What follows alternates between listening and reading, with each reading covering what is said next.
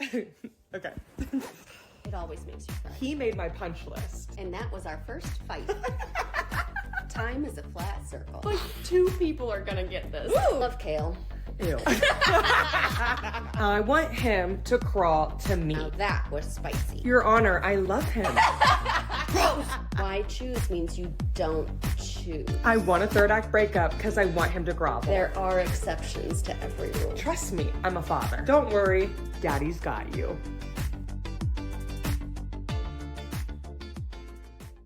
Welcome to chapter 22 of the Smut Daddy Podcast. Hi, guys. Hello, everybody. We hope that you are recovering post-Onyx Storm. If you guys have listened, I am recovering, but I'm good. I'm still just living over here and no clue what's going on in Onyx Stormland. And I haven't seen any spoilers either. So that is a huge win. If I even just see it, I just scroll away and I avert my eyes. Yes. If you guys are new here, I am your host, Father Lib, aka the Smut Daddy. And I am your co-host, Sister Britt, and we are just 2 besties that found each other on Bookstagram and can't imagine life without the other.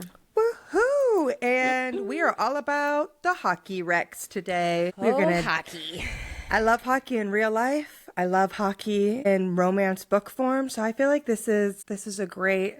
I'm surprised it kind of took us this long. I mean, I know we haven't been around that long, but I'm kind of shocked we didn't pull it out sooner. But we've read quite a few hockey books, especially between the two of us. Yes. I feel like we really. Hockey was one of the first things that I went into, like after I started in the contemporary, and I did like my little like motorcycle mafia, and like then I went hardcore hockey. Yeah, you did. You went hardcore, and I feel like I stayed away from it for a long time because I was worried that because I know and like hockey so much in the real world that it would drive me crazy in book world, but I just fell more in love. Now I just wish that this happened with the real people on ice. Yes. And I understand hockey. Like my father taught me the rules when I would watch with him like growing up. So like I understand the game of hockey, but I'm like not a diehard hockey fan in real life. I only know hockey because of Mr. Smut Daddy. I had not known anything about it until, we've only been together like 10 years. So like, it's been a long time, but I had no idea. And then he was like, we're going to go to a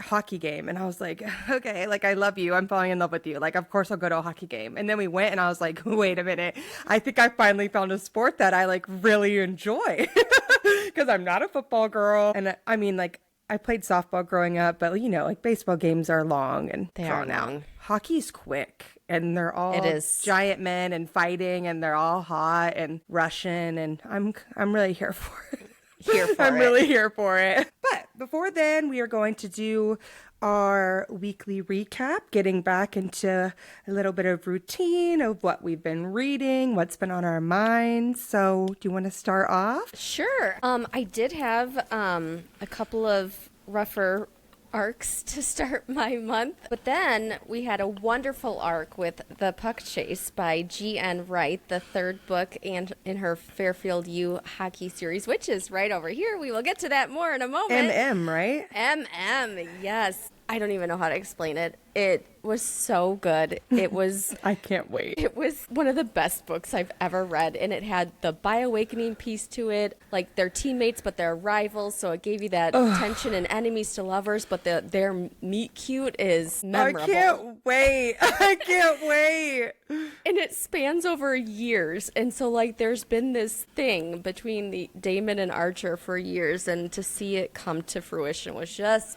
beautiful, and you are going to love it. When I got your text and you were like, you are going to eat this up, I was like, that is a winner, folks. That is a winner for me. It is. I was like, so we're in January, and this is for sure my favorite read of January, but now I'm slightly concerned that it's my favorite book of the whole year. I know that's a lot to be saying, but like, that's how much I loved these two. And you didn't even pick a title like that until like November of last year. I know. It's setting the bar high, but I really fell hard for those two men. Like I really can't wait now. Their connection, their dynamic, loved them so much. But after that, I was like, with the couple of rough arcs, this great one, I needed just something to make my heart happy. And I've honestly done so many rereads this month. I'm proud of you. in audio. And yeah, it's been just what I've needed. It's like a whole brand new experience because it's my first time listening to it on audiobook. So I did listen to His Greatest Muse when it came out on release day on the 14th. So that was great. Noah and Tiny in my ears were everything I had hoped for. The narrators, both the male and the female, Aiden and Lucy, they did such a good job. It was perfect. And so I'm excited for you to have time to get to them. I know. Now that it's out on audio. I pre-ordered it with the credit. Oh, nice. So I am excited. I just got to get to it. And then I did do the first time we're going to talk about this one again too, you guys, Rules of Our Own by Jay Wilder. I did do that. It was my first time going back to my favorite throuple in audiobook formatting. And again, just what I needed. I loved doing that revisit. And then I also did Strong and Wild. That's also over here. So like this is like perfect timing. It was my first time listening to Reese and Freya on audiobook, and they were my favorite of the series too. So those 3 audiobooks really kind of gave me life and comfort. And so I was just happy. And then lastly, I did Sweet Girl Arc, Jen Plummer's Valentine's Day novella that's coming out, part of her Aspen Ridge spin-off-ish thing with the so good fun. And that was Why Choose. That was with Emma and her men, Dom, Aiden, and Cruz. So I really enjoyed that. And now I'm in the midst of a beta. So that's where I am at reading-wise. Yeah. What about you, Lib? I read Onyx Storm in 24 hours, and it was impressive. Fantastic. I think if you guys caught our recap, I have my own tradition of just like staying up all night, and my husband is very nice, Mr. Smut Daddy. He stays home the next day so that he can watch our child and I can binge out. And so I did that. Plus I haven't been feeling good, so it was nice to be in like something that took my mind off of it. Yes. So no spoilers except that it was fantastic. Like I absolutely loved it, ate it up.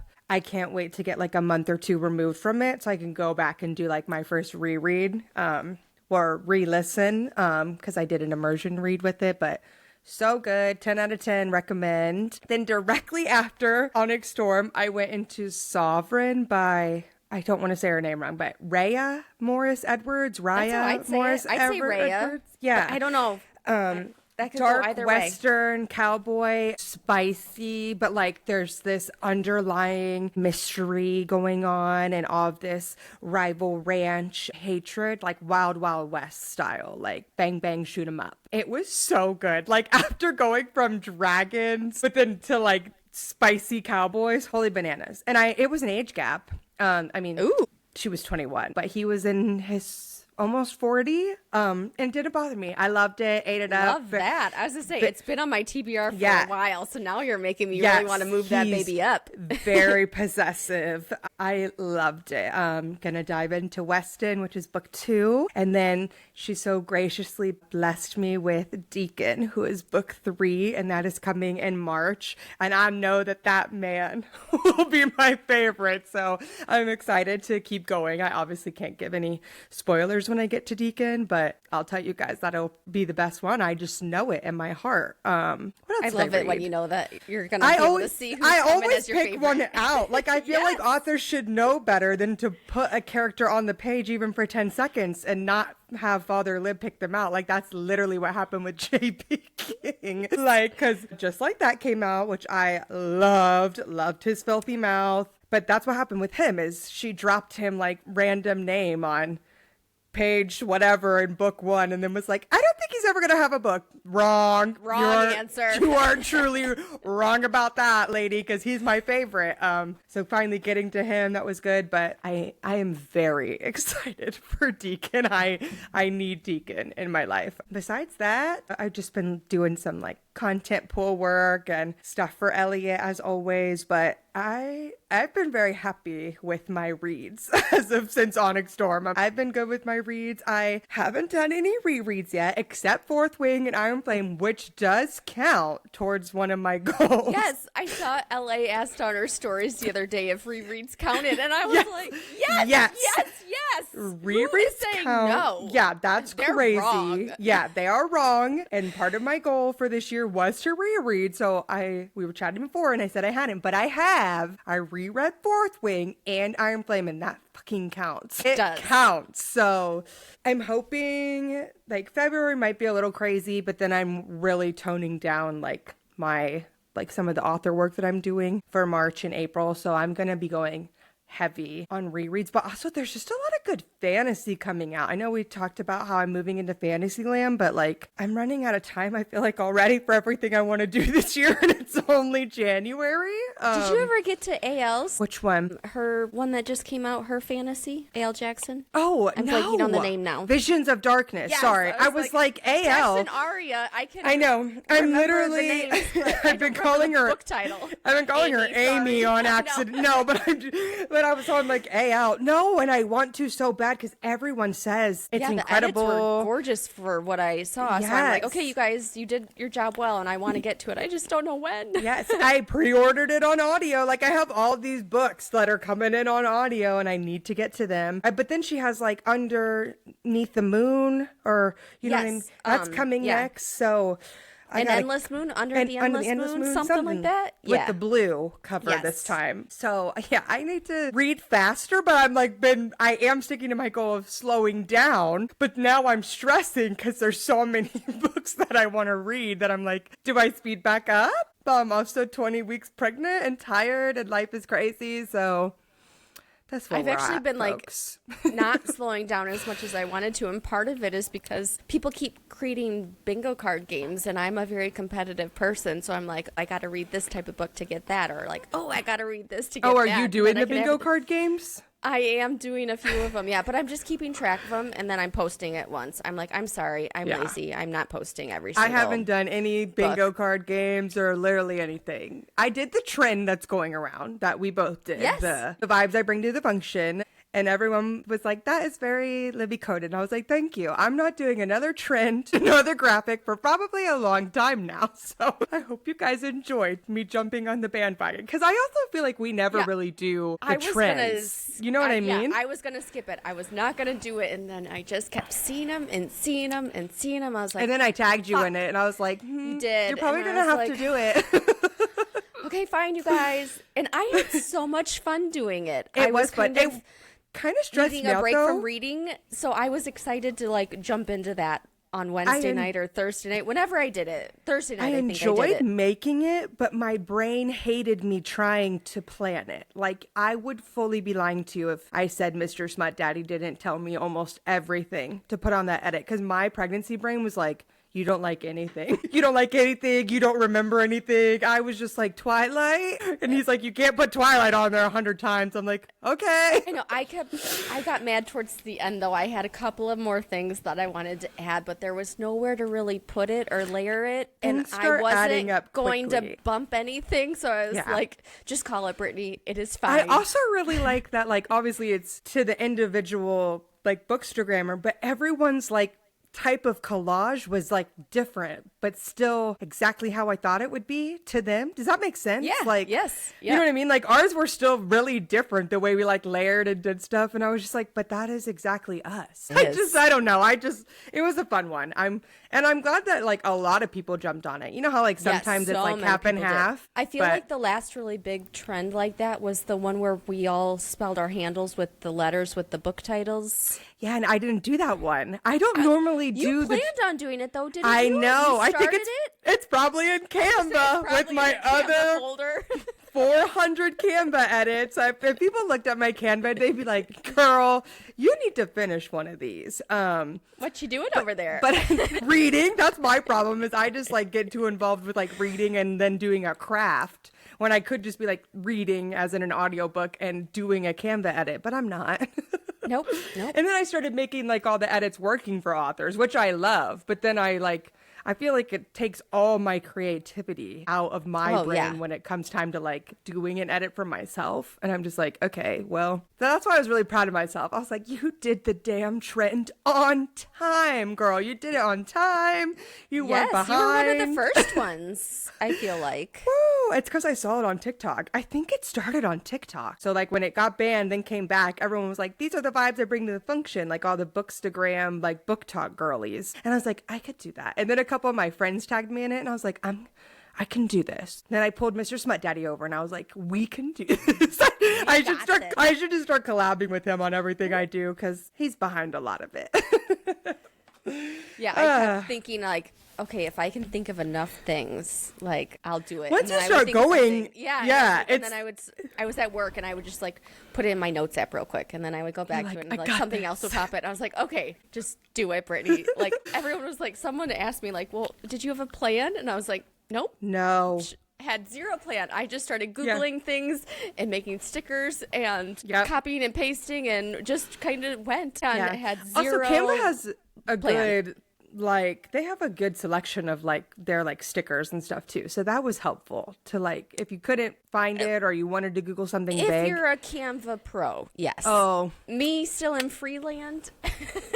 I'm a Canva pro. I wouldn't survive without Canva Pro. That's why I can have 400 unfinished edits, is because of all the space they give you for Canva Pro. Let me tell you, I have started a new edit for something that I want to do with MMCs and having the same name in the book and the tropes that go with them. And I don't know how I didn't see this, Lib, when I was in Canva, but I was looking for an arrow and there was a special box about like, try this arrow. And I was like, that's the arrow that's in my brain. So I clicked that arrow and it's pro, but it let me do it. Like it's letting me do it. Like it let me do my whole edit. But when I went to go download it, it was like, oh, you're using something that's... Yep. I was like, fuck you, Canva. Why did you let me click it in the first place? Because then I went back to try and find an arrow that looks similar. And guess what? Nope. No arrow can compare to this one. If there's one thing I'll tell anyone to pay for, if you're like in this world, it's Canva. Like you don't need CapCut or any of that shit. Figure it out in Instagram or TikTok if you want to edit that way. But I don't think I'd make it without Canva Pro. Truly. I'm really kind of like kicking myself because I feel like they had a deal right before Christmas for like... I might be able to see if there's like a referral code. Something free. And now it's only like 14 and I was like, ugh. I know it is a little, I mean, it's like the same price as like an Audible subscription a month, but I love Canva. But I also use it every day, even if it's not for me. I feel like I'm in there for authors or someone, you know what I mean? So gotta love Canva. There's I wish a Canva tangent for you guys. Wish I could send you the arrow. I would. I wish you could like send someone, like someone sent you a Canva gift and it's like a fucking arrow. Yes, that would be lovely because I'm about to pay $15 a month for a fucking arrow. The possibilities are limitless then once you get to everything that it offers. I'm always finding new crap on there. Canva tangent. I'll be a Canva Pro person before the month's over. Absolutely, you will. At least by next month. Valentine's Day is going to roll around and you're like, fuck it. Okay, we are going to truly rapid fire hockey recs at you guys. Sometimes our rapid fires could go long and on tangents. Just a little. But my brain isn't working fully. I'm fully in toddler, mom, pregnancy brain era. So what you get out of my mouth is all you're getting from me. But I loved everything I read though. That's why it's on this list. And Britt didn't write anything down. I wrote nothing. So she's just winging it. Yep. I am single parenting it this weekend, you guys. There's a way Mr. F+W, he's on a guy's trip that is well-deserved. He has needed this weekend, and he does so much around this place. But, like, I am, like... My brain would be malfunctioning. Just trying to survive, so... You could have texted him and, like, we need to skip next week, and I would have been like, that's fine. I completely understand. Like... We'll make it through. You guys, we'll struggle through this. It'll be fine. It'll be all good. Okay, you want to go first? Sure. First one is Vital Blindside by my girl Hannah Cowan. This is in her first trilogy.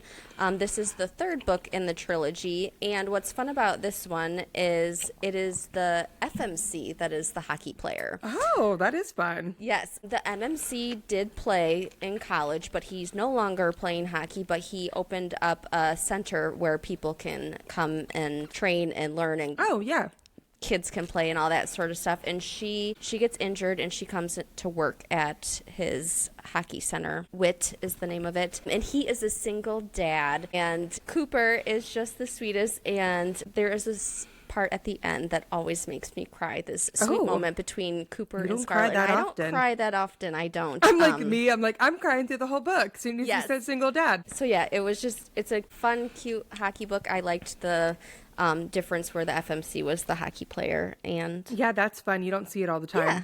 Yep. So that's my first hockey rec. Vital Blindside, Hannah Cowan. Boom. My first one is Man Candy by Vanessa Vale. I think I might have mentioned it before, but this is from the On a Manhunt series. And it's reverse age gap. Lindy is like 34, Dex is 27, and he falls hard. Like, he literally sees her and it's like, I'm in love with her. This is everything. But he's like in his pro hockey stage, and she's like, no, you're Mr. like right now, like one night stand, not Mr. forever. She's also super quirky because when she was 13, she made a list of everything she wants in a man and she keeps it under her toaster. And I mean, like, literally like taped under her toaster, and refers to that list a lot throughout the book. It's quite hilarious. This one made me laugh out loud, but it's not like super hockey heavy, but I feel like as a good quick read, if you want to know if you like might want to dabble more into hockey, it's a good one. It's hilarious. Like, that's my biggest takeaway from it is laugh out loud funny. I love the whole On a Manhunt series, but this one is really good. Plus reverse age gap. I don't feel like we get those enough. No, we need more of those. I love them. And Vanessa did a great job with it, like making him, like, obviously he's an adult. I mean, he's 27, but making it known in her eyes, like, you are a little baby and I'm looking for forever. And he's like, no, like, I'm ready for forever. And so it's a lot of back and forth, but no like crazy third act breakup or anything, but more like funny banter instead of like asshole banter. You know what I mean? Like, love it. 10 out of 10 recommend Man Candy, Vanessa Vale. The whole series, honestly. They're not all hockey, but I definitely recommend the On a Manhunt series. I think I bring it up a lot because I want more people to talk about it. Heck yeah. Number two. Number two is Shut Out by Avery Keelan. It is book 2. I forget what this series is called. Rules of the Game series right there on the front. Yeah. Offsides is book 1, but Shut Out is book 2 with Tyler, who is the goalie. Oh. Sometimes I feel like we don't get enough goalie MMCs, and so I really agree. like the goalie MMC. But he hooks up with Sarah on Halloween, and she was dressed as Tink, so that's what he calls her. I love that nickname. Cute. Tink. But they hook up in a bathroom on Halloween without knowing that she is his teammate's sister. And I think that's why I like hockey so much. For a quick introduction is when we found out last year that I'm a fiend for Brother's Best Friend. yeah. That's kind of shows up a lot in hockey books. And I'm just like, I'm obsessed. Yeah. Brother's best friend, brother's teammate. You know, it's always something like that. It's always something. It always works. It always hits. Well, then turns out that Sarah needs a place to stay. So she moves in with her brother and the hockey Chef's guys. kiss. And they find each other in the house, and they're like, haven't seen each other since their one night stand. And they're like, Tinkerbell. Hades, Hi. Tink, what's going on? And so it's some forced proximity. It's so funny. He's kind of broody. She's quirky. She's got ADHD rep in there. And she also is kind of going through a health crisis of figuring out if she wants to do some testing based on her mother's diagnoses that she had. So there is some heavier topics in this one, but it's done so well. Avery did a really good job with this one, and they're super cute. I loved them. So Was there a third one in that series that's out? it's supposed to be coming out. That's what I thought. It's coming out, right? It's coming out, yes. I'm not sure when, though. I think there's been some dates pushed yeah, I back think it and got stuff, like delayed or something because of stuff. Well, but and then there's a second gen one, too. yes, that's also what I think I'm thinking about. That's what I'm thinking about. But then there is, yes, I believe a third book planned for this one as well. But I think it's after the second gen one. I think, anyway. Don't quote me on that, you guys. But Offside and Shutout are good.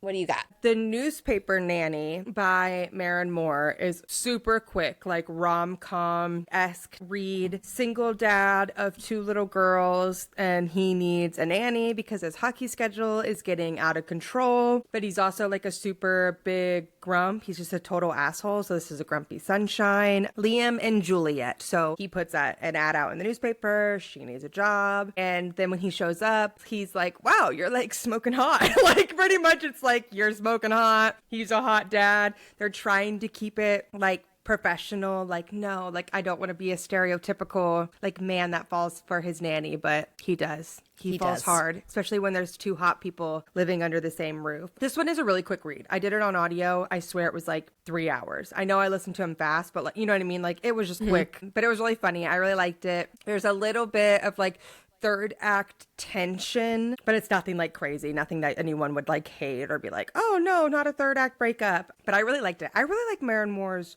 writing. I feel like everything I pick up by her I really enjoy, but this one always sticks out because she has a it's baseball hilarious. series too, right? Is that yes, right, like Maren, home that I'm run, thinking of? Yep, like home run proposals Yep. with the red cover. Yeah. Yes, I haven't read those yet, but on my radar. Those are on my radar as well. But Her in the general, best part, I guess, yeah.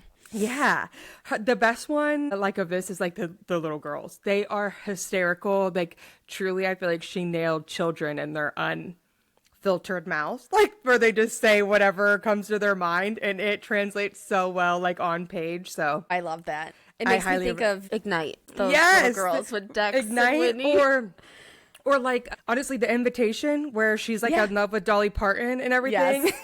It's so good. I really like it. If you want a quick read that's funny, like the more Hallmark, like rom-com-esque, but still spicy. The spicy chapters hit. The Newspaper Nanny by Maren Moore. Love it, love it, love it. I also just love a grump. Like hockey players that are assholes, like that makes sense to me in my brain. That one was good. Fits the mold. All right. The next I'm doing a 3-for-1. Yes. With GN Wright's Fairfield View series. Book 1 is The Puck Secret. Book 2 is The Puck Decoy. And book 3 that just came out that I mentioned earlier is The Puck Chase. I love the covers. They're so pretty. I love the colors. You and our rainbows, we love them. But The Puck Secret you start out with is enemies to lovers, a secret relationship, texting thing going on. Every single book has truth or dare in it. It's so good. Ooh, so good. This is one of those book 1 not cursed. Like, book 1 is so good. It's such a strong start to the series, and I think I've mentioned it multiple times when talking about this series, but it is college hockey, but it doesn't not feel make college. me feel like I'm super old and they're super young or immature. It's just, it's done super well, and it just so happens they're in college. Yeah. And there's not a ton of hockey, but they're on the rink. They're at games. They're at Still practice. counts. You know, it still counts. The Puck Decoy is childhood best friends to kind of like acquaintances because he pushed her away to lovers. Like that transition. Kind of like a second chance type thing for the friendship to blossom. With the friendship, yes. And arranged marriage because his dad is an asshole and he's a politician and has a lot of money, and that's kind of the archaic thing to do in that world. And I talked about, because it was one of my favorite reads last year, with Hallie being autistic, and I love that representation. Her and Josh are just so sweet together, so really love that. And then the obviously most recent one is The Puck Chase, which is with Archer and Damon, where they are teammates, but they're kind of like rivals and opposites attract. Grumpy Sunshine. It's just I'm like, I can't wait for that. So good, so good, you guys. I just want to like hug them so much. I could reread this right now. They're just so good, and there's a lot of like deep, meaningful things that happen in this book too. Like, yes, the spice is fucking delicious, and you get the by awakening, and there's so much good stuff with that. But there's also just them being so vulnerable and learning about themselves and each other. And there's a really sweet friendship with Damon and Archer's sister in here, and so it was such a great book, and I want everyone to read it, especially if you're a fan of MM.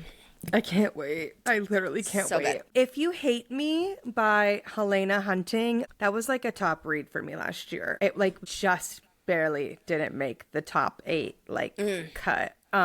So good. That is hate, like straight up. I fucking hate you to lovers, which people like to say they do, but like then they're like barely hating each other or like they're barely enemies. No, these two hate each other. Brother's best friend though. It's her brother's best friend. So you can't get away from it. And even though they're best friends, like the sister and him still really hate each other. Some things happen. She needs a place to stay. They have an extra bedroom, so she moves in. So then it's absolutely hysterical hate to lovers. Because I mean, like they really do. They hate each other.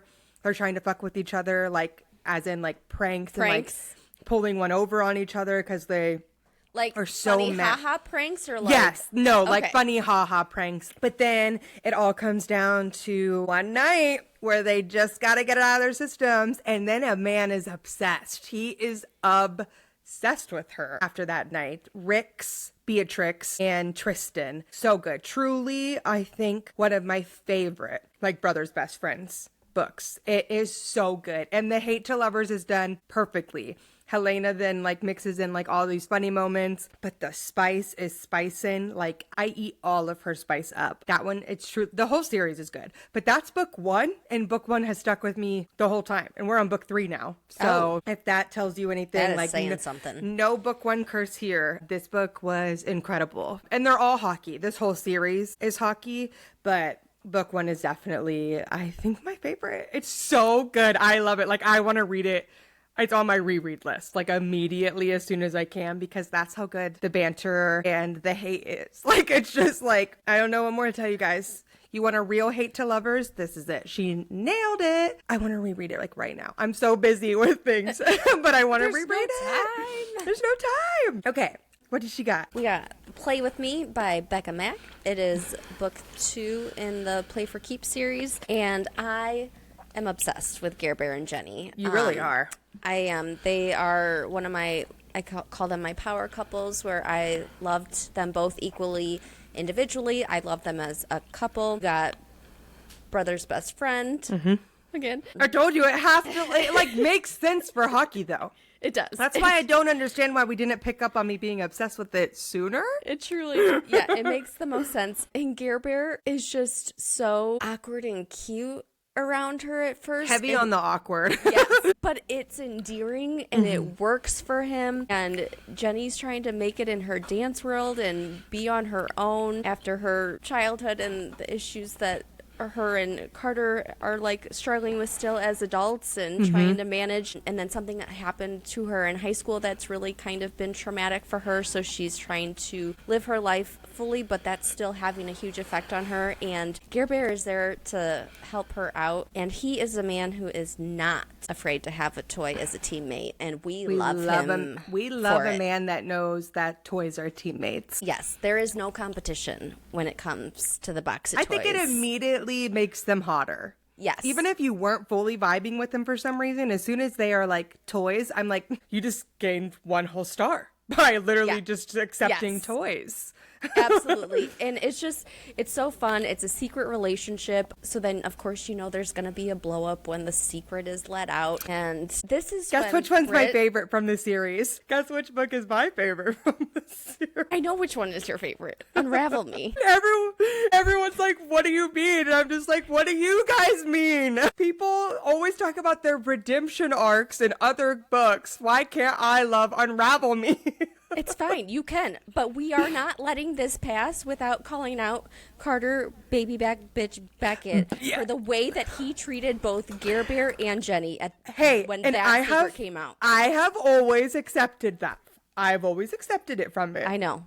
But I then moved past because what do you want from me? I don't move past because what do you want from me? You love Kale and I love Carter. Play With Me is good. I still haven't read Fall With Me though. I haven't either. To finish but he was a dick to Gare Bear and took him off of his line, and then he was so mean to Jenny, ghosted her, and he is this brother that's supposed to be so protective, and I love her most of all, and I'm going to be there for her and provide for her and protect her, and like the one thing that he knows is going to hurt her the most is to like radio silence her. I'm like, you're a dick. What the hell? He was. I admit that. But if I can love Dean Yenin, I can most certainly love Carter. There's no way around it for me, Britt. You knew it. You knew going in. We just had to suffer through the worst third act breakup when he could have just went home and told Ollie the truth about what was going on with Courtney and the phone. Like, we go from him being a stupid asshole, lying, and having the worst third act breakup to him being a dick to Gare Bear and Jenny. Carter's on the shit list. Not mine, folks. Not mine. I do like that whole series, though. I think I read it not like too early, but I was like reading them originally when they were coming out. And then there was a big pause, before the end. So then it like fell off my mind, fell off my radar. Like I have the beautiful purple cover I have Fall With Me still. Fall With Me, but I just haven't. It's on my 2025. I will read this for sure. It just hasn't happened Maybe when yet. you read it, I will. Also and I pick am it up and hopeful that it. Jackson and Lennon, I think, are those MCs. I'm hoping that I'm going to love them because I loved Adam, but I was not a fan of him and his lies and Unravel Me. I'm not going to lie. So yeah. I don't know what more you want me to tell you. everyone knows when they get through that series, they're probably like, this is probably Father Lib's favorite. Correct. You are very much correct on that. But I told you when you were starting it that would be your favorite. So then I can give myself a pat on the back because I know you. Yeah. But you also know me, and I do. There's nothing I can do about it. Nope. Sometimes I hate men, and then sometimes I love the men that everyone else hates. I don't know how But I don't hate Adam. I just didn't appreciate how he wanted to start a committed relationship and thought that being a liar was the way to do that. Yeah. I guess I overlooked that by the end. My February top read was Holding the Reins last year, and that is my next one, even though there is almost no hockey. There's almost no hockey, but it still counts because he's a retired NHL Dallas Star. I think that's what they are, the Stars. And then he's turned cowboy. He's going back home to Kentucky and working on Cece's family's ranch, right? Their horse ranch. Go figure, brother's best friend. This was also a debut novel, which I always like to note because when they are just that fucking fantastic. Which is mind-blowing. Yes, it's mind-blowing. It needs to be like noted because I feel like don't think, oh, it's a debut, I won't like it. No, everyone should be reading this. But Cece and Nash, I don't even know where to begin with them except they're amazing. I think about the shower scene second, and first is when it came to me like in a dream, and I was like, what do you mean men crawl to women? And I had read it like 3 or 4 times before, but then when I was reading my arc of this, I was like, yeah, cowboys crawl to women. And that changed everything for me. Favorite microtrope of all time is when a man gets on his hands and knees and crawls. I don't know what it is. I think it's the like power dynamic switch, because then like by the time they get there, they're gonna like take back over control. But I think it's just the fact that these like big, strong men are willing, to get down on their hands and knees and pretty much worship their woman for a minute. Oh, Lord. But that was like my epiphany book for it. I had read a couple, like A Mafia Guy and like one other. But then when I read this one, I stopped everything. And that's when I texted you. And I was like, I don't know what you're doing, but when this book comes out, you're reading this book no matter what. I was pulling my best friend rank card because I knew you would eat it up as well. It was so good. And then they just keep getting better and better. But this is also not a book one curse. Holding the Reins is, it's, dare I say, I mean, I loved Wade, but there is something about Nash that I can't get over. It has to be the crawling, right? That's what's making me This is obsessed. one of those things where I kind of equate it to Akatar. So I love, like, Nash and Cece are my favorite couple. But Wade is my favorite. Yes. Okay. I can totally get behind that. Because I mean, like, Wade Ashby is nothing to scoff at, folks. He's incredible. But there's just something about Nash and Cece where like it always sticks out in my brain. Like I immediately think of them. There's just something special about them. Yeah. I think of him crawling, and then I immediately go to the shower scene. Like, and we've read hundreds of shower scenes, but for some reason, I think it's just because they were like giggly and like they knew they weren't supposed to be. Of coffee and braiding hair. Those are the first 2 things that pop into my head about it. Mine is that shower scene where they like know they shouldn't be in the shower together and they're giggling and like trying to be spicy, but then her brother comes into the house and I'm just like, you guys aren't supposed to be in the shower together. I love it. A great book. Like we had Paisley on. You guys can go back and hear us giggle all about that and chat with her, but always expect Paisley Rex to come out of our mouths. She is a fantastic writer, and gosh, I can't wait to see what she comes out with. Like with the rest of everything, Riding the High. I can't wait. Can't wait. Highly recommend. Plus, hockey and cowboy was like never really been done before. And that was like a seamless combo. A seamless transition though. So 10 out of 10 from both of us on that one. Yes. All right. What you got? All right. We have Right Man, Right Time by Megan Quinn. And if you're watching this cover is one of my favorite The bodice ripper covers that I own, because it's a bodice ripper cover and it makes my historical romance heart just happy. Those are some of my all-time favorite covers of any, like just the type of like a horse, you guys. It's for those that are not watching. It is like a black horse with a beautiful woman with big old Bridgerton titty dress on. That's hot pink, and then a shirtless hockey player and only his pads holding his hockey stick. And honest, with like a rainbow in the background, it's like the most out of pocket cover, but it's beautiful. It's beautiful. That whole line that she dropped of those was gorgeous. My bank account would only allow me to buy one, and so this is the one I got. But Right Man, Right Time is the third book in her series for hockey. Is it the Vancouver Agitators? Am I remembering the name? Oh, bookmark that just popped out. Oh, the one on the bottom. That's my favorite book on the bottom. The one where he's with the car. I can't remember the title of it, but that is my favorite. I remember. I don't think I've read that one, to be honest. But so I saw this coming out and I saw all the hype around it. And so I just jumped right in, not knowing that it was book 3 in a series.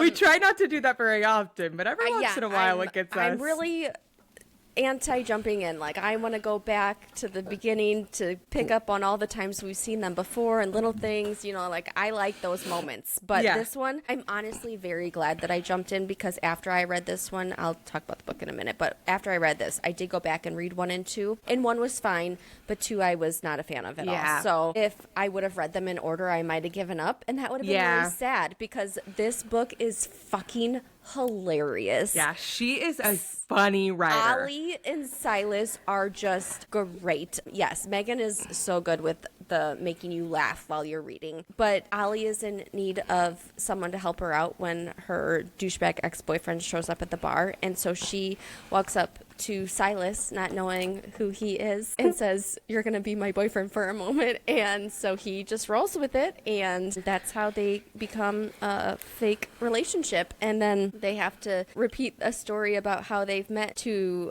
everyone, and it just gets crazier and crazier every time it gets retold about being at the zoo and a donkey and food, and oh my God, it's so funny. But I loved this book. It was so good. Silas, it's a good one. Poor Silas. He was going through a rough time with failed past relationship with a terrible, terrible woman who I'm blanking on her name, but she should be on the list, but I wasn't keeping it at the time when I read it, but I should retroactively put her back on it. But they're so good. I enjoyed them. And then after them was Halsey and Blakely, which I talked about on a previous episode. They are my favorite, but I still have to finish the last one, which is Posey, and I don't know what his FMC's name is, but it's on my 2025 there's a few series that I have like the last book in the series to finish, and I just haven't gotten to it yet. Sometimes I found for that, because I think in my brain I subconsciously don't want it to just end. Don't want it to be over. So then I just don't read it, and then people be like, "Well, have you read that?" And I'm like, "Nope. I read 1 through 5, but not 6. About Right Man, Right Time, one of my favorite things too with Megan's series and books is they're kind of all connected, so you got to see some of the Kane brothers pop up. So that was always fun, because I had read that series first, so it was nice to see them again. Love, love, love, love. The Fake Out by Stephanie Archer, I think, is my favorite book by Stephanie Archer. It is so good. Fake dating done perfectly, like absolutely perfect,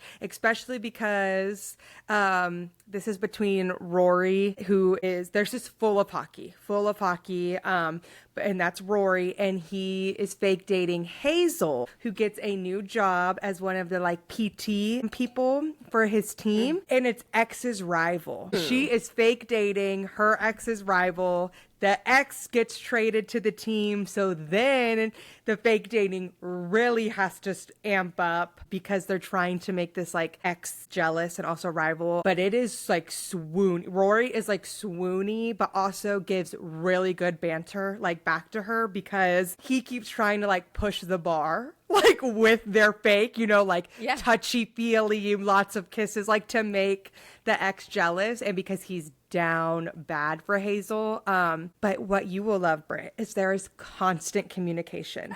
They may have these like moments where she's like eye twitching because like she doesn't want to like be all over him and all this stuff, like because she's trying not to like let the boundaries actually cross, even though, come on, we all know they will. But then like as soon as something, you know, like the ex leaves the room or whatever, they are talking. Like it might still be like kind of bantery because Rory thinks it's hilarious, but there's always communication all the way through, constant. Right up my alley. I love it. I do want to read them so bad. It's so good. I love, like truly love Stephanie Archer. Everything I read from her, like the Queen's Cove series and all of her standalones, they have been fantastic. But this is by far my all-time favorite book by her. It is some of the best fake dating. I think it's because it's just the way that they go about it, like to make the ex and jealous. that's saying something because you love that's fake dating. One of my top 3, if not my absolute top favorite trope of, you know, fake relationship. So good, like truly so good. It's on my reread list for this year. Like when I was making some of my things, I was like, I will hit this one. Now, is that a book 2? Again, yes. Behind the Net is book 1, and that was good. But like for me, it was like a 4-star, and this is the end all be all for Stephanie. And I didn't know that was book 1 at first. I thought this was a standalone, so I read this first. Oh, okay. Then went back on accident because I like didn't know. This book is fantastic. Do you think that played a role in why you probably rated him what you did? I just think that I wanted a little bit like more. It wasn't like it was bad writing at all. I just was like, you know, like that was good. 4 stars. But then like by like chapter 3 of the fake out, I was like, this is 5 stars, everything. I'm obsessed, like probably because of the fake dating. And so it's so good. And it is a lot of hockey. Like he's on the ice, like trying to figure it out with this rival that he hates. And since she works for the team as one of the PT specialists, he gets a lot of rub downs because he's always like, oh, I'm tight. It's so good. It is hilarious. I like truly, you'll love it. You will eat it up. It like without a doubt. So good. Everyone needs to read it, even if you want to skip book 1. I don't say that very lightly, but it was that good. I'm like, just go right into it. Do it. What you got? We got my favorite throuple that I've talked about a few times earlier River. this episode. River. I got the man cover out because he's just so yummy. Rules of Our Own by Jay Wilder. It is book 3 in the trilogy. We got Alex, River, and Mia. Their meet cute was back in book 1 in rule number 5 when they were in college. Both the boys liked Mia, and at that time there was no even thought. No even, we're going to share this girl. Nope, they were both going to go for her, and Alex was going to kiss her on the dance floor, and River comes up and punches him in the face, and Mia's like, and I'm out. I am not going to come between two best friends. So she just removes herself from the situation and ghosts them, essentially. Which I respect her for that. Yeah, I do too. And so then here we are 3 years later at Piper and Lucas's wedding, and magically there's only one place for her to stay, and it's in a bungalow with Alex and River. I mean, everything else is booked at the resort. There's just nowhere else for There's just nowhere else, not even a couch anywhere else in any other room. Nope. So they decide to have a little fun while they're in Napa, but the boys are still hockey players. They play for the Boston Bruins, but she lives in Canada still. So there's like no chance of anything going beyond the weekend, but they decide to have their fun. But then the boys realize that there's more to them all together. All of it, yeah. All of it. And so they end up showing up. She's going through a rough time with a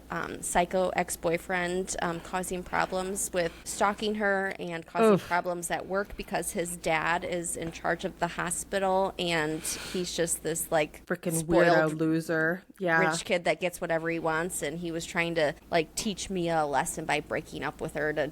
It's just psycho behavior. Loser, but the boys can tell that something's going on and wrong, and they fly to Ottawa to figure out what it is, and they show up just in time. And so they take Mia back to Boston because she ends up losing her job because of the douchebag ex-boyfriend. And this is one of those things where like they go back to Boston, and like you get to see them with, this is where we get to see Damon and Misty from Attempting Arrangement. We start to see them more. Misty went to college with him, so that's not random, but Damon owns the Boston Bruins, so that's kind of where this segue, that spinoff goes to. But we see no hockey in this book, you guys. I'm just going to be like full disclosure. There is zero hockey going on in this book, which is nothing against Jessa because she is very knowledgeable about hockey. She lives in Canada. Her children play hockey. She like literally has to know it. Families, that billet family where you have like kids come and stay with you, like she does that. She has the knowledge to write the hockey, but it was just a stepping stone to get to a little bit more of the hockey. Right. But then you get a bi-awakening journey with Alex figuring out that he has feelings for his best friend River, and you have River who's already been out and bi and like realizing that yes, he's got feelings for his best friend, but Mia's there and she's like cheering them along, like being like you guys need to do what you need to do, like I am here and I want us all to be happy. And I'm like, yes, that's what I want to have happen too. A cat, I just did this reread, so I forgot about Crookshanks. Mia's cat is I love when they throw a little kitty cat in there. I do too.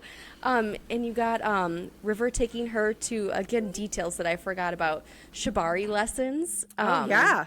With the ropes and stuff. And so there's just so much to this. I love them. I do have to shout out Claire's reads. Claire Bear just went through the whole... Claire. I love Claire too. She went through the whole series for me. And she was like, Britt, when she got to this one, she's like, why aren't more people talking about this? I'm like, I don't know, Claire. Help me out. That's why we scream about it on the podcast. And so I was glad that I did a re-listen this month to start the year. They made me happy. They made me really happy. So love it. Speaking of stalking, where are we going? We're going to take a little bit of a darker turn here, folks.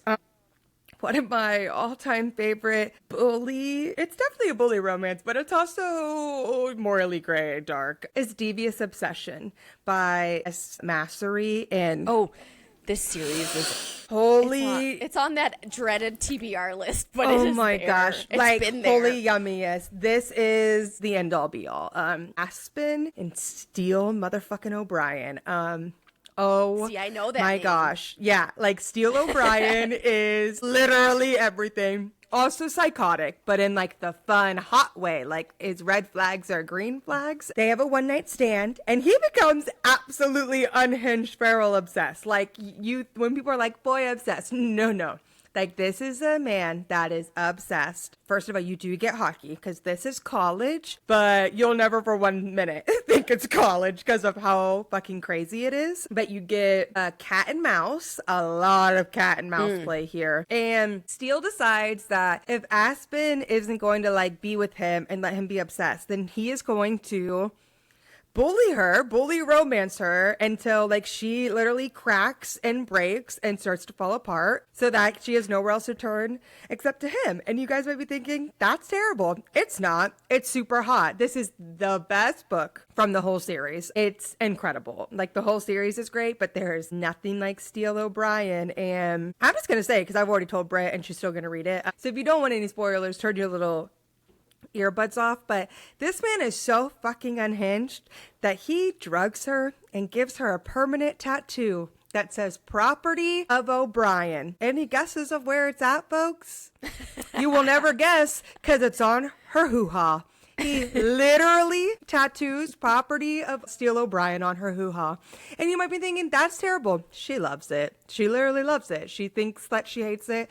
Then she loves it. All this other shit's going around too. And then you realize, wow, he like really is obsessed because he's like tracking her, like literally with the microchip underneath her skin. Like, this guy is obsessed. It is. I remember reading this. And because the first one's like a little dark. Like, this hockey team obviously has some problems. And then you get to Steele and you're like, this team clearly has some morally gray problems. But I love it. The microchip is just for her safety, you guys. And it literally comes into play like she needs to be saved. It's so good. Like, I've talked about it a long time, years with Britt. I'm like, this is a fantastic book. Because I don't read that much dark. I like bully romances. And boy, this is, when I was thinking about it, I was like, this is public humiliation, bullying. But it's so good. You'll never think like you're in college. Like that doesn't take it away from it. It actually plays a big part in it. So the whole series is great. But Devious Obsession, my man, there's something about these, like there's these random men that are terrible. And I'm like, no, he's perfect. Like in this series, he's Dean Yenin. You know what I mean? Like everyone loves him. You're going to love it. You're going to eat the whole series up, I think. I have time to like just go. Yeah, do all of them. Yes. Yeah. And they all are like an obsession, you know what I mean? Like something obsession, devious obsession. So good. Highly, highly, highly recommend. That's also on my reread. And I even put just book 3 if I have to, because like that's how much I need Steele O'Brien in my life. Love it. What you got? And now we have Strong and Wild by Sloane St. James. It is book 2 of the Lakes hockey series. And this is one of the, I think I got it from Barnes & Noble, one of the... Oh, the all black ones. All black ones, yes. She was handy, so I grabbed her. But this is with Reese and Freya. My brain cannot think of her as Mickey. Yeah. It is hard to like switch it back. Yeah, because we meet her in book 1, and she's introduced as Mickey, which is a play on her last name, McCoy. But then Reese calls her Freya a lot once they get past their secret relationship. I'm like, hidden once they identity. Get past their troubles. Yes, because they meet, but they don't know that they've met on an app. And one of them figures out who the other is before the other and doesn't disclose this information until it's a little too late. And then once the information comes out, there's a blow up, you guys. This is a series that we both all read, the whole thing. Yes. But this is not my favorite, though. I love this one. Well, I know this is your favorite, but also your least favorite is my favorite, which isn't that far for the course for us. It is very far for the course. I could rage right now about In the Game. And I'm just like, wow, In the Game was great. But we're going to stay positive and but only their talk book is about their book Freya. is really good. And then once they do get back to like having a relationship, okay, I know I'm all over the place, but when they have their rough time of figuring out who the other is and they are not on good terms, that is when like the other main thing in this plot comes into play with his sister. And I just want to commend Freya and therefore Sloane in how she wrote that. And what a good person Freya is. Yes, to absolutely. have stepped into that situation that could have sent her into a PTSD tailspin. And I'm not saying that lightly. That's literally what this could have done to her. But she stepped up to the plate and was just when she didn't have to. She could have been petty and like not even petty. She could have just been like, "That's not my place. We're in a blow up. Like, why would we do it?" But yes, I agree. She handled it so well, so maturely. Yes, Reese was out of town and could not help his sister at that time, and so she stepped in and helped. And I was so proud of that little aspect of it. But that storyline continues to go and frustrate you until you're just like, okay, something needs to happen to make this better. But the reason that I read this one was because I was doing a bingo card for Madison's birthday, and we needed a man who likes to eat, you guys. And if you are looking for one, may I recommend Reese Kusera, because that man likes to eat, and he eats well, and he eats at the table. And literally a feast, and it is so good, and it's so yummy. Pun not intended, but intended. But intended. Yes, so good. You get to see them with a dom sub relationship, and it's just, I really, really enjoyed this, and it was really good. The conclusion of how they came back together after their little issues that they had. But so yeah, Reese and Freya, I love them. Yes, I really enjoyed it. I slid into Sloane's DMs after I read it and was like, so are you a big ACOTAR fan? And she was like, no, I didn't know. It was just an accident. I'm like, what are the chances? Literally.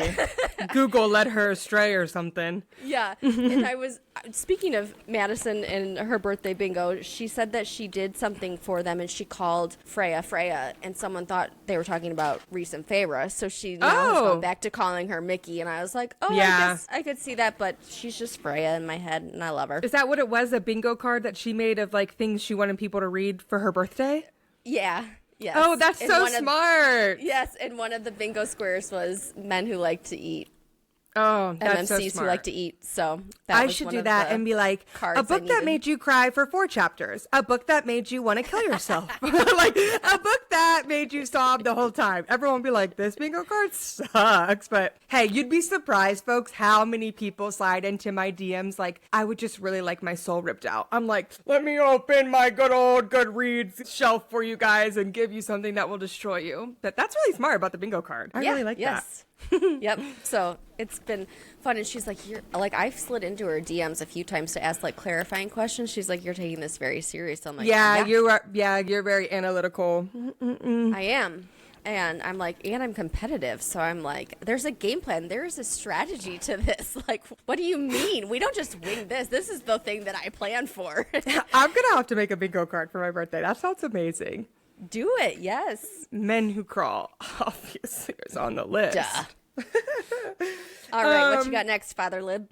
One of the best books of all time, like literally. And I don't say that lightly. Possessive Heart by Brighton Walsh. Oh my gosh. Like literally, I think I would grab this book amongst like my original ACOTAR set in a burning fire because that's how much I love Addison McKenzie and Chase. My gosh, you're not gonna get like much hockey in the sense of actual like NHL hockey because he's hurt and he has to go back home, and so you get hockey like with him on his little secret ice like lake thing that eventually becomes a huge part of the story. But this is brother's best friend. Go figure. What are the chances? What are the chances? You would never know for me. But Addison McKenzie is the youngest McKenzie, and she runs the resort. She's the head bitch in charge, as I like to say, the HBIC over there. She keeps all her brothers in line, and she loved Chase. They were in love. Everything was great. And then some shit happens, and it's 10 years, folks. 10 years that they are apart. Why she's doing her dream, kind of her dream. The shifts a little. But she's not letting him, but he's doing his dream of being in the NHL, following his dream. But then he comes back home and he is literally like, you are everything to me. You're my end all be all. I've told everyone we've been married for 10 years. Like literally, he's like, well, as you know, he's obsessed. And she's not having it. Like she wants it, but she is very much like me, where she needs words and actions and someone to like fully understand her. And it does take her a bit of the book to realize that he is exactly what she needs. But man, they're be one of my all-time favorite couples as well. Like I truly up there too. With like and thank everyone. God for a snowstorm. I mean, a snowstorm. Snowstorms just make everything better. Thank God for that secret tattoo. That's probably one of the best secret tattoos that there's ever been, because it's only a secret from her. Like, you know what I mean? Like everyone else knows about it. Thinks that it's really the end all be all, and I can't like get over it. I talk about them a lot. I am very in love with this series in general, Starlight Cove. I made Britt read it because that's how obsessed I am with it. But this is book 6 out of 7. And I did go rogue with one of my 12 for 12 recs this year. Did you? Someone's doing Defiant Heart for me. Yeah. Oh, the whole series is great. Steph truly. I gave her the choice of Drive or Defiant Heart. Yeah. And I'm glad she picked it. Heart. She did, yeah. Because that's going to set her up for success for the whole series. Like, it's so good. I can't, like, I don't want to spoil things because this is one of those books that I'm like, everyone should read it. Even if you just read this one, like, you wouldn't miss out on everything else. Like, you would miss out on great stories, but you would be picking things up perfectly. But there is just something about the way Brighton wrote Addison that I am like so her, you know, like, as you know. Yeah. It's very much a Father Lib and Mr. Smut Daddy type of relationship, because she just has the whole weight of her world on her shoulders, and being the youngest, and the way her anxiety and her ADD and depression are all betrayed. Besides like seeing like Levi, which is the next book, the last book, where it really touches on like the depression side of life. But this book, Possessive Heart, is absolutely phenomenal. And I want to say it's my favorite secret tattoo, but then you're going to laugh at me. But then Cookie pops in my head and I'm just like, and then I'm like, wait. And then people are like, what do you mean? And that's for another time. But you know what I'm talking about, Sister Britt, is like, I do. Cookie pops into my head a lot. As you know, it comes out of my mouth a lot. Between Cookie and Rose, I never know what's going to come out. You're like, your what's mouth. going on? But so good. Like I said, there is hockey, but it's like a non-traditional form of hockey, but ends up playing a very large role. Like that's what it kind of all concludes to at the end. And a Zamboni. Right? Remember when I was asking about the stick figure drawings? Yes. I'm like, yes. how I does remember that very vividly. I'm like, how does one fuck on a Zamboni? And then I was like drawing stick figures. Like, I think it's like your leg is. They figured it out, you guys. They figured it out, and it is. Like, it's done great. It's flawless. They have a piece of my heart forever. Addison and Chase. I truly, truly love them. I want everyone to read that book and that whole series. So everyone should do it. Do it now. I feel like Brighton doesn't get enough hype. No. Even and like she does, you know what I agree. mean? But especially that series. Yeah, All right, what you got? Okay, very typical, but she's needed to be portrayed here is pucking around, and this version of it is a coveted Beautiful. version, and she's so pretty with the puck in the back pocket and the tattoo, and just, I love it. So we got Pucking Around by Emily Rath. Don't forget that there's That One Night, which is the pre-novella that comes before it. I've read this one. She did it for my birthday. Just wanted it out there. I'll never Yes. let you forget that. I did read it. She did And I read didn't it. hate it. It wasn't No. like my favorite, but I did not hate it. I was ready enjoyed to, it, but you yeah, didn't love it. I was ready to go in and be like, I hate you, Brittany. Yeah. But it was good. It was good. So we get Rachel, who is on the cover, and she is a doctor, and she is going to Jacksonville for a new job. And she runs into her one-night stand, Jake, from a few months ago that they hooked up in Seattle and didn't exchange names or numbers or anything. dun. But they both had been thinking about the other for that Hot. time. Very hot. But she gets picked up at the airport when she arrives for her new placement by Caleb, and their meet cute is hilarious because her vibrator falls out and it's in the shape of an octopus tentacle. And he's like, what the fuck is this? I love that piece of merch you got from the PR box. Yes. The like Oh, a tentacle pin. I should have brought the pen down for this, yes. But so good. He's a dog dad. I'm blanking on the dog's name right now, though. Do you remember the Me dog's name? too. No, that's terrible, Damn it. but I can't. That is bad because the dog plays a pretty big role A in the pretty book. big role, yeah. Yeah. But Caleb and Jake are best friends, and they are referred to as domestic life partners on the team. Caleb used to play, but he got injured, and so now he is the equipment manager. Jake is on defense. And then we get Ilmari, the goalie. Wild card. Wild card. He gets thrown into the mix, and she's a thick girl, you guys. She is very...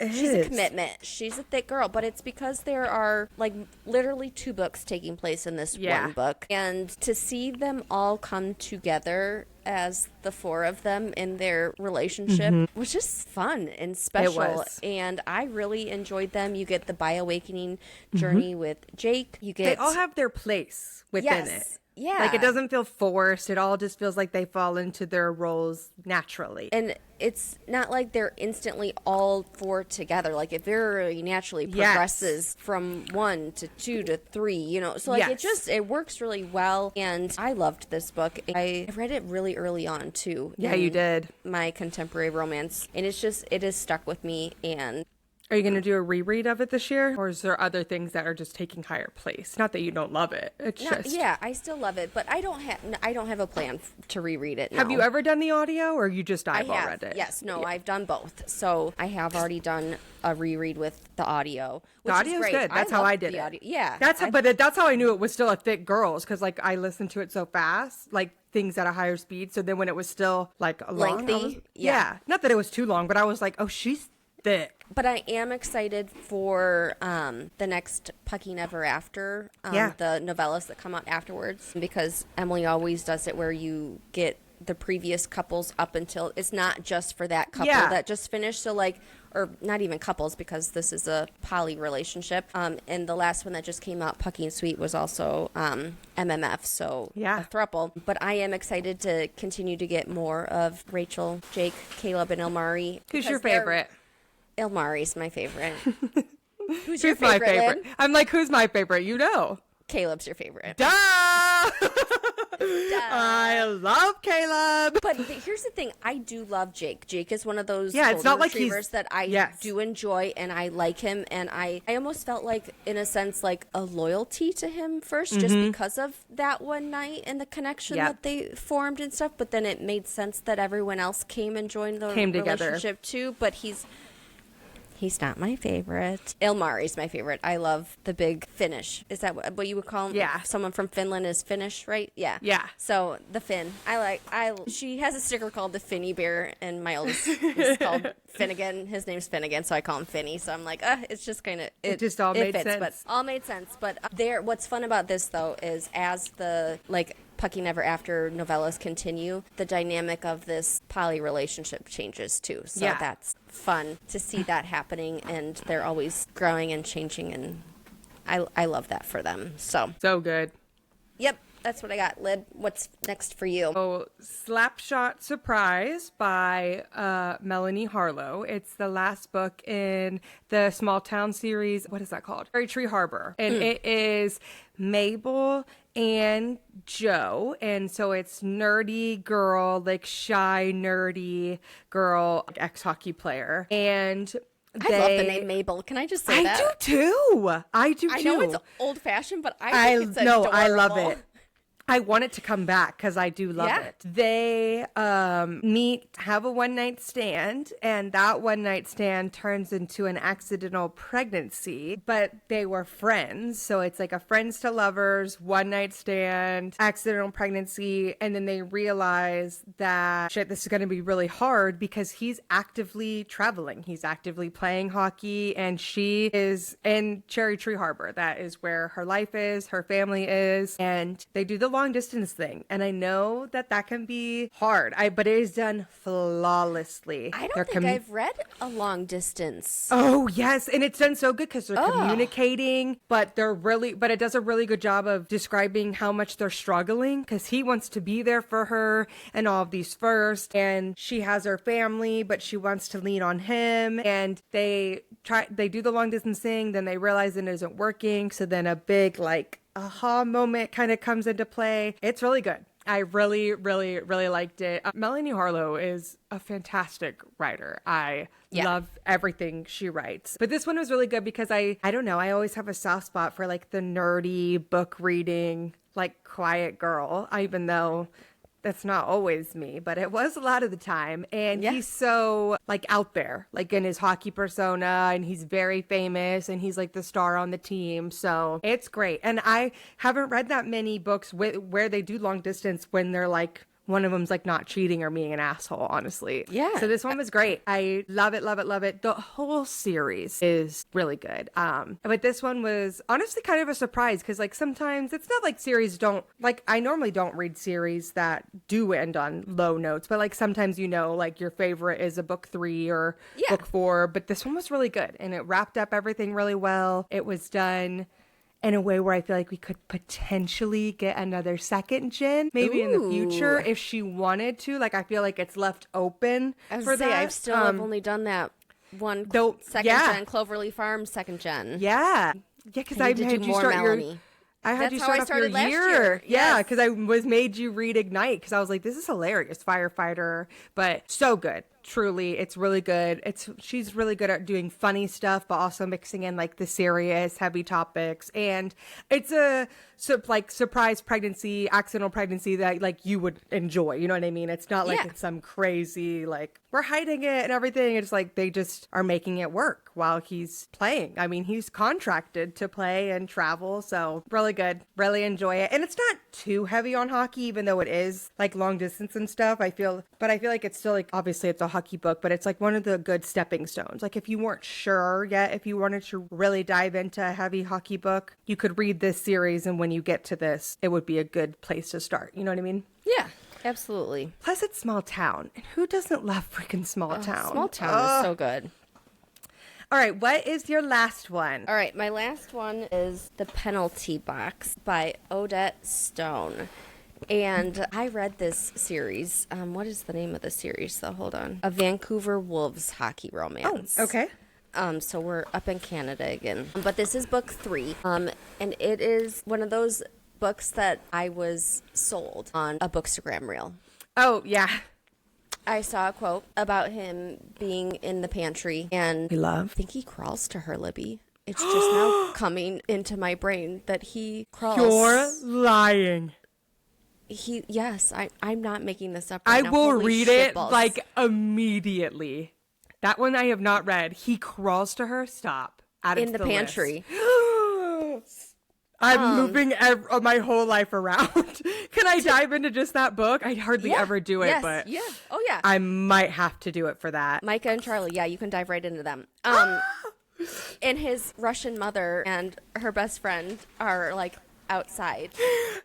And they come out of the sold. pantry, and his mom is like, I need a cigarette after that. Literally, I'm sold. I am sold. Stop. But she is like an assistant at the PR agency, and he's needing like an image redo. And so it's a fake marriage, and it is just... This book was literally made for me. Yeah. And there is a little bit of suspense in it, too, now that I'm thinking about it, too. It's like a Libby-coded book. How have I never... not read this? I've never, I've seen the name, once. I just think it, fell through the gaps of my radar. I'm moving everything around to read this. Is it on audio? It's on my Audible. It's okay. I'm like, please resend. It's probably been a long time since I've logged in, so please resend me your Audible stuff. Yeah, folks, get yourself a best friend that you can share your Audible account with, because that makes the credit go that much further. It does. It does. I'm literally moving all kinds of things around to get to this book. About, do I have time to do a reread of it? Yeah, I'm like, should we do it together? Because that sounds awesome. Oh my gosh. Buddy read. But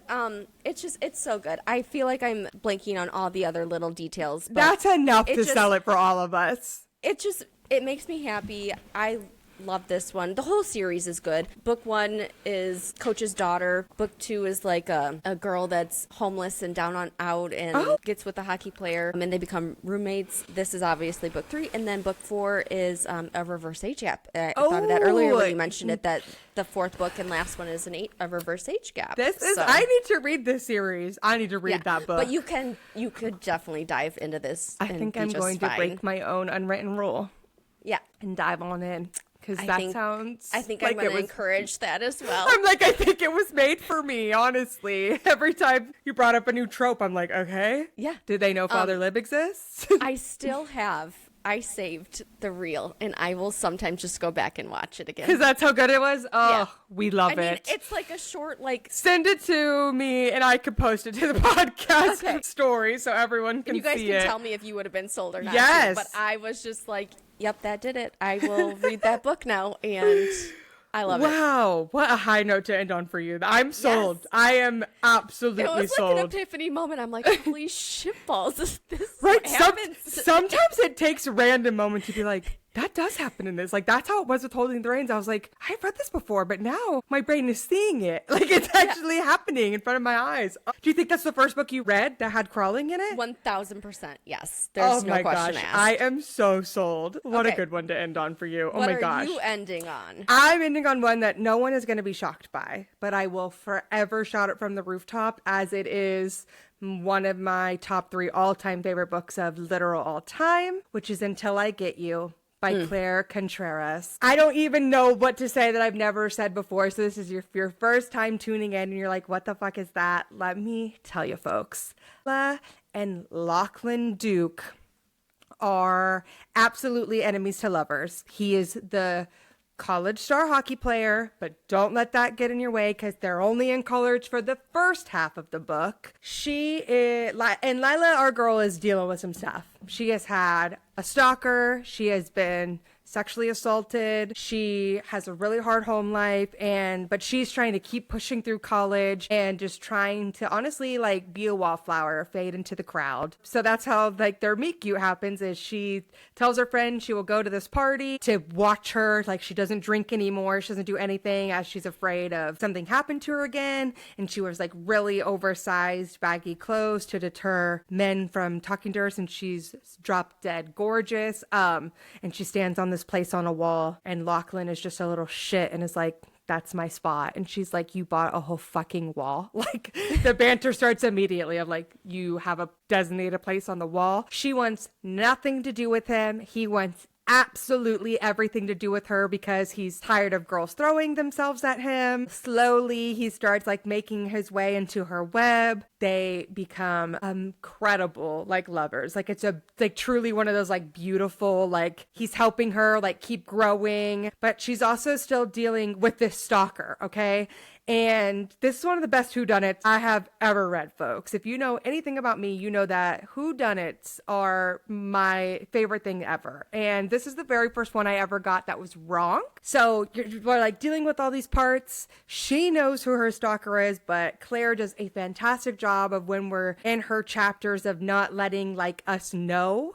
And then something terrible happens at the end of part 1, which is halfway through the book. And then we literally wake up after this terrible incident and there's a plan set in place, and it skips to the future where years have passed. He has made his hockey debut. She is like graduated as well. She's working, and he goes publicly like live in an after like hockey report and after telling no one and says like, I'm retired. And he looks dead at the camera and says, and I'm coming for you. And boy, does he come for her, because his dad is very powerful. He's had his eyes on hers for a while. She's not as low key as she thought. And then they have to like start reworking on this friendship, but it's not like friendship, you know, it's just the loyalty of their relationship. All while this stalker then finds her again. Like she had a couple years of reprieve, but then because he's so publicly famous, you know, her photo gets out and it all happens again. And I swear you guys will never see it coming. Like I like to really pride myself on like, yeah, I figured out the Throne of Grass riddle and what nameless is my price in book 1, folks. Okay, you don't get the answer till book 8. I got it in book 1. I did not see this one coming at all. And then it was one of those books where I literally finished it and I immediately started it over again. I mean, like without hesitation. Because I was like, love that. How did I miss the signs? I was very much like, did what you pick up on it the second time? Like now that you knew, did you yes, see it? The teeny little things that she laid. And it's not like she was pulling one over on us like Claire. It was perfectly planned out. Like genuinely one of the best whodunit mysteries I have ever read. And I love this book. I know some people get worried about college reads like we talked about, but the college part is done flawlessly, sets up their story, and it's complete. It's like 2 timelines. Yes, it's both their timelines, but we get the first half where they're in college and then the second half where they're older. It's fantastic. Absolutely fantastic. Literally top 3 books I have ever read, which is a hard title to get for me. And it's never been taken off. Like even when I have read so many other things, like, you know, I've read over 1,000 books by now for sure. And that one is still up there. It is the very first one on my rereads list. I thought it was going to be Rena Kent, and it's not. It's going to be Until I Get You, because it's so good. You need to read it this year. I know. You have to get to it this year. It is a priority for 2025. Because I need to know if you're going to get it right. Like, not that I'm like hoping you get it wrong. I just like want people to read it to be like, isn't that so like incredibly done? Like, yeah. I've met like 2 people literally that have gotten it right. And I just think that that is a testament to how damn good Claire's writing is. I am not going to get it right, you guys, but I will try. It is so, so good. Like, and it does have hockey in it because his hockey schedule and stuff plays a big part, like in the first half. Then obviously you get to him like retiring in the second half, but I still count it very much as a hockey book. Heck because the whole first thing is laid because of this college experience. It's so good. I want to shut the computer off right now and go reread it. And I have to be strong. I cannot do that. I have things to do. And I also need to go to bed and go to sleep. But that is where I leave you guys. I think we ended on bangers. We did. I can't wait to read that. I'm not kidding. I can't wait to read Now that. I'm questioning if he does actually crawl, you guys. I'm super nervous that he doesn't. But either way, I mean, coming out of the I still pantry. stand by it. Oh yeah, I want to read it. I want to read it. I want you to read this. So good. I'm you like, guys. hockey is just it, and it's hockey season still in my brain. When people are like football, I'm like hockey, hockey, hockey, hockey. So. Great. I honestly have no idea where we're at in our filming schedule. I was going to give you guys a teaser for what's coming next week, but I can't remember because pregnancy brain. So that's what we're going to leave you. I feel like we still did good with the rapid fire since we each had like 10 recs. I mean, that's a lot of books coming at you guys, but something for everybody, whether it's small town hockey, barely any hockey, boy hockey, why choose hockey, work hockey. What fucking more do you, I'm like, what more do you guys want from us with our hockey recs? We got the whole gambit of hockey. Literally, I think we covered everything. There is a hockey book out there for everybody. So, yes. And if you read all of these and need more, you can definitely slide into the podcast inbox or one of our inboxes because trust me, we've read more. I'm like, there were more, but we just had to pick some of our tops. So I think that's great. Until next time, I am your host, Father Lib, aka the Smut Daddy. And I am your co-host, Sister Britt. And that's all she wrote. Go pick up a freaking hockey book, okay? All right. Peace and blessings. Peace and blessings. Bye, guys. Bye.